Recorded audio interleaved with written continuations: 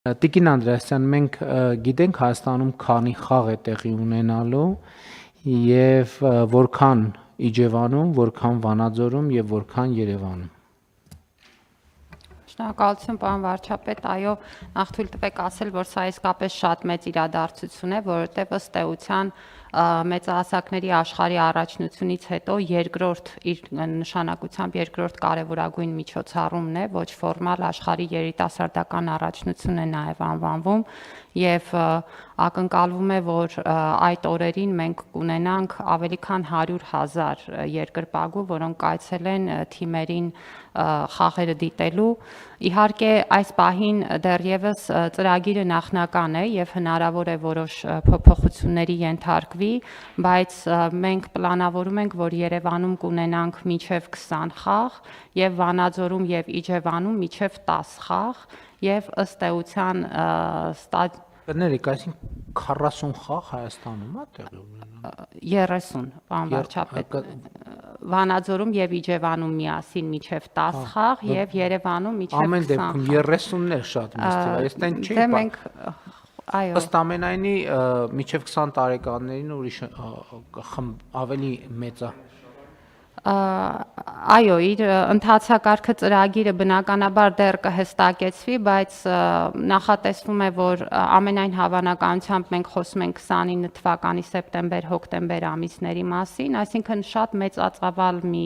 իրադարձություն է տեղի ունենալու, որին պետք է պատշաճ պատրաստվել եւ պարոն վարչապետ, ուզում եմ հիշեցնել, որ նախորդող տարում կառավարությունը արդեն մի շարք որոշումներ կայացրել է ստադիոնների մասով, մենք մասնավորապես հիմա գտնվում ենք Վանաձորի ստադիոնի վերակառուցման փուլում, որը պետք է լինի UEFA-ի 4-րդ կատեգորիայի ստադիոն, ընդունելով նվազագույնը 10,000, հիմա մինչև 12,000 հանդիսատես ընդունելու հնարավորություն ենք ունենալու վերակառուցման արդյունքում եւ մենք նախորդ տարի նաեւ որոշում ենք կայացրել Իջևանում նոր ստադիոնի կառուցման մասով, որը նույնպես կլինի UEFA-ի 4-րդ դասի ստադիոն եւ արդեն իսկ հողի հետ կապված աշխատանքները մարզպետարանի հետ միասին ավարտել ենք եւ ունենք նաեւ ստադիոնի կառուցման առաջարկը, որը առաջիկայում կբերեն կառավարության քննարկմանը, այսինքն աշխատանքները ինտենսիվ ընթացել են նախորդող փուլում, հիմա էլ համակարգված միասին կաշխատենք, որպեսզի պատշաճ պատրաստվենք։ Շատ լավ, իհարկե Վանաձորի եւ Երևանի դեպքում ինձ համար պարզ է մենք ինչպես ենք գործելու, ճիշտ ասած Իջևանի մասով որոշակի լարվածություն կար եւ կա, որովհետեւ այնտեղ 0-ից ստադիոն պիտի կառուցվի, բայց ես ուրախությամբ տեղեկացա, որ կան ընկերություններ, որոնք ոչ միայն պարտավորվում են, որ կարճ ժամանակում որոշակի նախագծով կկառուցեն ստադիոն, այլև իրենք արդեն այդպիսի փորձ ունեն, այսինքն այնպես չի, որ իրենք ասում են, այլ մենք գիտենք կոնկրետ տեղերում, որ իրենք կոնկրետ ժամկետներում իրականացրել են, եւ սա շատ լավ նորություն է, պարոն Խաչատրյան, մենք պետքա այս պահից սկսած որոշումներ կայացրենք, որովհետեւ այսինքն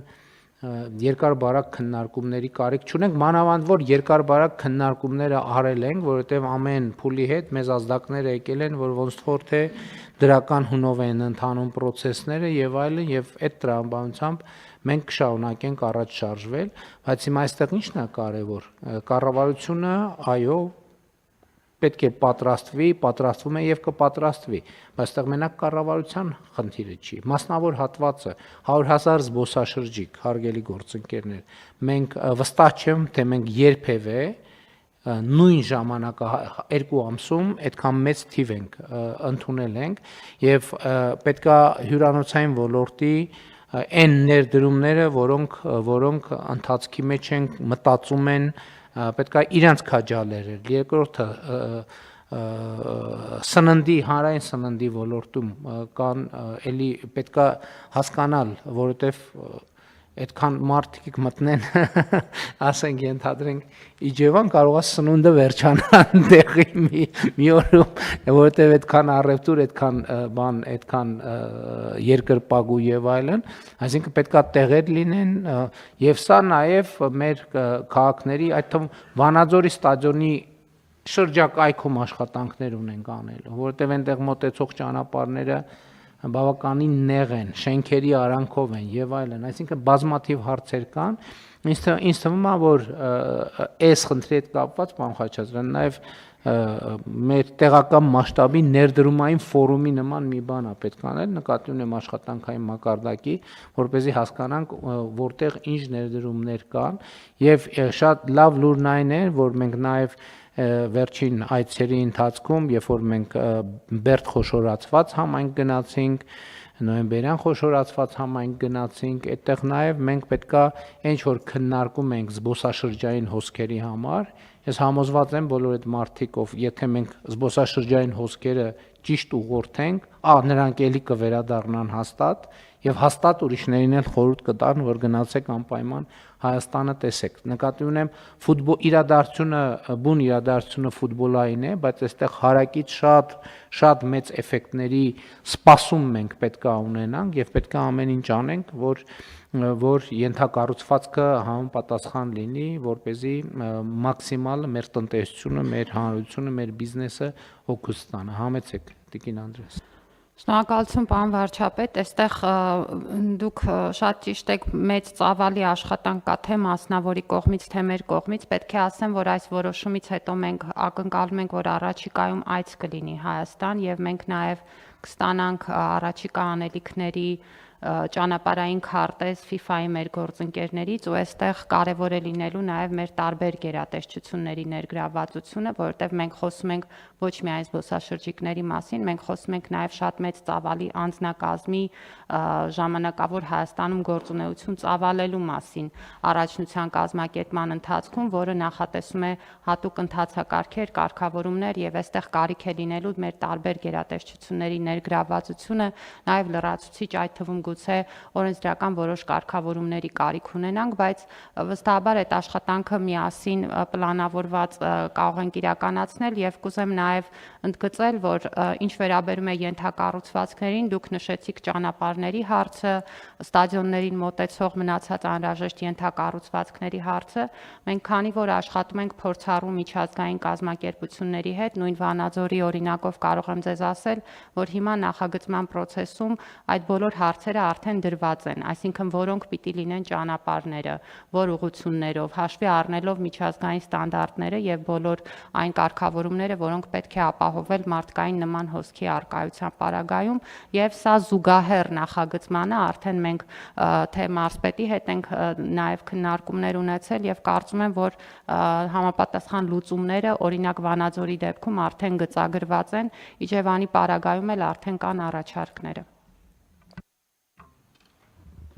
Շնորհակալություն, պարոն վարչապետ, մենք Տիկին Անդրեասյանի եւ պարոն Խուդացյանի հետ մի քննարկում այդպիսի ունեցել ենք դեռ ձեր նախորդ հանձնարարականի կապակցությամբ, ճիշտ է, մենք դեռևս աշխատանքային խումբը ֆորմալ ձևավորելու վերաբերյալ ձեզ որոշման առաջարկ չենք ներկայացրել, բայց սպասում ենք այս որոշմանը, որ ֆորմալացնենք։ Տիկին Անդրեասյանի հետ խոսում ենք վերջին օրերին,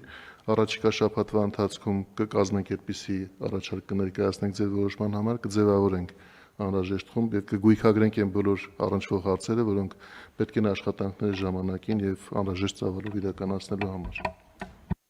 Պարոն Մկրտչյան։ Շնորհակալություն մեծարգո վարչապետ, կառավարության հարգելի անդամներ, արդեն մի քանի ամիս պարոն վարչապետ Վանաձորում նախապատրաստական աշխատանքներ արվում են այս մասով, նախարարի հետ էլ այցել ենք, ենթակառուցվածքը դիտարկել ենք եւ ինչպես դուք նշեցիք, ոչ միայն բուն ֆուտբոլային ենթակառուցվածքը, այլև հարակից ենթակառուցվածքները, մոտեցող ճանապարհները պետք է համապատասխանեցվեն UEFA-ի 4-րդ կատեգորիային։ Ուզում եմ նաև նշել, որ 2026 թվականի մարտի 9-ին կայացած Վանաձորի ավականու նիստում ենթակառուցվածքը փոխանցվել է, ամրագրվել է նախարարությանը ավականու որոշմամբ, ինչը հնարավորություն է տալիս նախարարությանը շատ ավելի ինտենսիվ պլանավորել եւ շուտով նաև մեկնարկել բուն աշխատանքներ։ Այսինքն ստադիոնը հիմա նախարարությանն է ամրացված։ Այո։ Շատ լավ։ Շատ լավ, Իջևանի պարագայում դե հողի հարցը լուծեցինք, ավարտեցինք արդեն, թե էլ Շնորհակալություն մեծարգո վարչապետ, հարգելի գործընկերներ, ուրեմն 20 միավոր հողեր, ամբողջությամբ 20-ն էլ ձեռք է բերվել, միավորման գործընթացում են գտնվում, ամեն ինչ իր անունով գնում է։ Եվ մեր պոտենցիալ շինարարություն իրականացնող ընկերությունը առաջիկայում այց ունենալու է, չէ՞, որովհետև պետք է արդեն սկսենք, էլ ձգելու բան չունենք։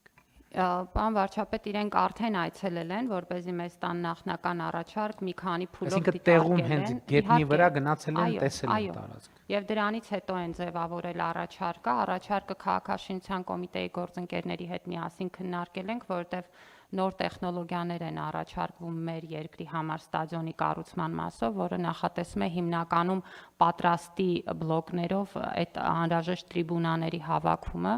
Պարոն Վարդանյանը շատ ավելի մասնագիտորեն ճիշտ կբացատրի տեխնոլոգիան, բայց տեղում եղել են, ուսումնասիրել են եւ հետո տվել են առաջարկը եւ առաջիկայում առաջարկը արդեն կբերենք կառավարության քննարկմանը։ Շատ լավ։ Պարոն Խուդասյան, դե աշխարհի առաջնության ճանապարհներն էլ պետքա այդպես հասկանալիորեն լավ վիճակի լինենք։ Պատրաստ կլինենք, պարոն վարչապետ։ Դե սկզբունքորեն հիմա որ տենց հիշելով նայում եմ, մեծ խնդիրներ չունենք, իրոք մեծ խնդիրներ չունենք, փոքր-մոքր հարցեր կլինի կամ, բայց նաև կարևոր է որ հլանթակառակ այն վերևի ճանապարհը կարա արդեն հենց այդ ժամանակ նկատի ունեմ Ենոքավան Ջուջևան ճանապարհը կարա տուրիստական նոր հոսքերի տրամաբանության մեջ լինի եւ իսկապես կարող ենք այդ խնդիրը լուծել։ Եթե հանկարծ պարզվի, չնայած ես կարծում եմ իրատեսական չի, աթան Ենոքավանն էլ եթե պարզվի, որ կարող է այդ դրությամբ լինել, չնայած այնտեղ բարդ է երևի իրատեսական չի, բայց հա